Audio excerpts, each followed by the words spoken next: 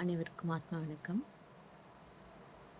நாம் அன்றாடம் தியானம் பண்ணி நம்ம கடமைகளை பொறுப்பாக செய்து கொண்டே வந்தோம்னா நமக்கு நம்மளுக்குள்ள ஒரு திருப்தி ஏற்படும்.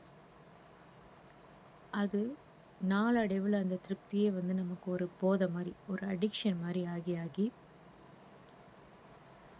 நம்ம அன்றாடம் நம்ம கடமைகளை பொறுப்பாகவே செய்ய ஆரம்பிச்சிருவோம். அப்போ பார்த்து பார்த்து பார்த்து பார்த்து இதை நம்ம கரெக்டாக செய்யணும், அதை நம்ம கரெக்டாக செய்யணும், நம்ம விழிப்புணர்வோடு நம்ம செய்கிறப்ப நம்மளை யாருமே குறையே கூற முடியாத நிலைமைக்கு வந்துடுவோம்.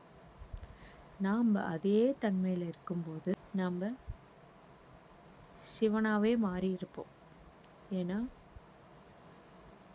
ஒரு பொறுப்புள்ள ஒரு உயிர் தன்னை சுற்றி இருக்கவர்களை காக்கும். இது ஒரு சிவத்தன்மை. கடமையில் பொறுப்பாக இருப்பது என்பது சிவத்தன்மை.